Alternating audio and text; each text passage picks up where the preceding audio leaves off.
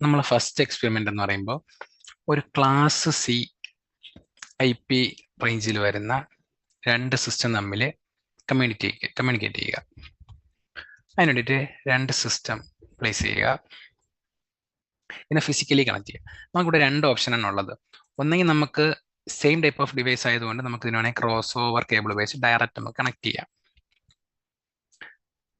ഇനി അടുത്തൊരു ഓപ്ഷൻ എന്ന് പറയുമ്പോൾ നമുക്ക് ഈ രണ്ട് ഡിവൈസും കൂടെ ഒരു സിംഗിൾ സ്വിച്ചിൽ കണക്ട് ചെയ്യാം. നമുക്കൊരു സ്വിച്ച് ഇവിടെ നിന്ന് എടുത്ത് വയ്ക്കാം. ഏതെങ്കിലും ഒരു സ്വിച്ച് എടുത്ത് വയ്ക്കുക. സ്വിച്ചും PCയും ഡിഫറെന്റ് ഡിവൈസ് ആണ്, അതുകൊണ്ട് സ്ട്രൈറ്റ് ത്രൂ കേബിൾ യൂസ് ചെയ്യുക. എതർനെറ്റ് സെലക്ട് ചെയ്യുക, ഫസ്റ്റ് പോർട്ടിൽ കൊടുക്കുക. ഫസ്റ്റ് പോർട്ട് ഒന്നുമില്ല, ഇഷ്ടമുള്ള പോർട്ടിൽ കൊടുക്കുക. എതർനെറ്റ് പോർട്ടിൽ കൊടുക്കണമെന്നേ ഉള്ളൂ. Fast Ethernet. ഓക്കെ, ഇത് കമ്മ്യൂണിക്കേറ്റ് ഇച്ചിരി സമയം എടുക്കും. ഇതൊരു സ്പാനിങ് ട്രീ എന്ന് പറഞ്ഞൊരു പ്രോട്ടോകോളാണ്, അത് ഇപ്പം നോക്കണ്ട. ഓക്കെ, അപ്പോഴേക്കും നമുക്കൊരു നെറ്റ്വർക്ക് പറഞ്ഞു കൊടുക്കാം ഇതിന്. അപ്പം നമ്മൾ ഒരു ക്ലാസ് സിയിലുള്ള ഒരു എക്സാമ്പിൾ നെറ്റ്വർക്ക് നമ്മൾ ടൈപ്പ് ചെയ്യാണ്. 192.168.1.0. ഇതിന്റെ സബ്നെറ്റ് മാസ്ക് എന്ന് പറയുമ്പോൾ 255.255.255.0.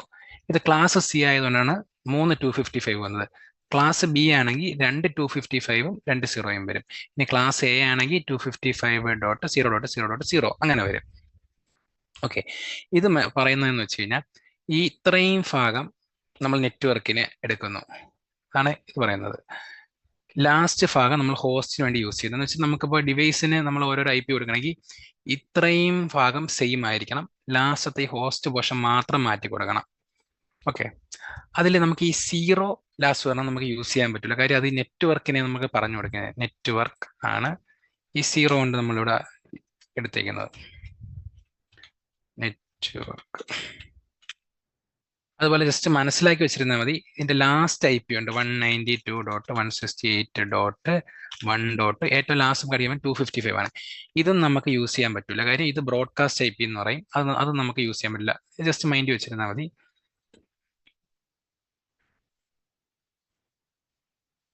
അപ്പൊ നമുക്ക് യൂസ് ചെയ്യാൻ പറ്റുന്ന റേഞ്ച് എന്ന് പറയുമ്പോൾ ലാസ്റ്റ് 1 തൊട്ട് 254 വരെ നമുക്ക് യൂസ് ചെയ്യാം. ഓക്കെ, നമ്മൾ ഫസ്റ്റ് PCക്ക് നമ്മളപ്പോൾ IP സെറ്റ് ചെയ്ത് കൊടുക്കാം. 192.168.1. ഇത് വരെ സെയിം ആയിരിക്കും. ലാസ്റ്റ് അടുത്തത് നമ്മൾ എന്ത് കൊടുക്കാം? ഫസ്റ്റ് IP കൊടുക്കാം 1. ഇതിന്റെ സബ്നെറ്റ് മാസ്ക് എന്തിനാണ്? ക്ലാസ് സി ആയതുകൊണ്ട് 255.255.255.0. ഓക്കെ, നമ്മൾ രണ്ടാമത്തെ PC എടുക്കുകയാണ്. രണ്ടാമത്തെ PCക്ക് നമ്മൾ എന്ത് IP കൊടുക്കാം? 192.168.1. അപ്പോൾ ഒരു നെറ്റ്വർക്കിലായി ലാസ്റ്റ് ഹോസ്റ്റ് നെയിം മാത്രം മാറ്റി കൊടുക്കാം, അല്ലെങ്കിൽ ഹോസ്റ്റ് നമ്പർ 2 ആക്കി കൊടുക്കാം. രണ്ടാമത്തെ IP കൊടുത്തതിലുള്ള അതിന്റെ സബ്നെറ്റ് മാസ്ക് കൊടുക്കാം 255.255.255.0 കൊടുത്ത്. ഓക്കെ, ഇതാണ് നമ്മൾ കൊടുക്കുന്നത്. അപ്പൊ നമുക്ക് എന്ത് ചെയ്യാം? ഇത് കോൺഫിഗർ ചെയ്യാം. PC 1 ക്ലിക്ക് ചെയ്യുക, ഇവിടെ ഡെസ്ക്ടോപ്പ് സെലക്ട് ചെയ്യുക, IP കോൺഫിഗർ എടുക്കുക. PC 1ന്റെ IP എന്തിനാണ്? 192.168.1.1. Subnet mask 255.255.255.0. Default gateway DNS server നമുക്ക് വേണ്ട തൽക്കാലം. അടുത്ത രണ്ടാമത്തെ PC സെലക്ട് ചെയ്യുക. രണ്ടാമത്തെ PCക്ക് ഡെസ്ക്ടോപ്പ് എടുക്കുക, IP കോൺഫിഗർ എടുക്കുക, സ്റ്റാറ്റിക്കില് IP പറഞ്ഞു കൊടുക്കുക. നമ്മൾ ഈ IP പറഞ്ഞു കൊടുക്കുക 192.168.1.2 കൊടുക്കുക. Subnet mask 255.255.255.0. ഓക്കെ,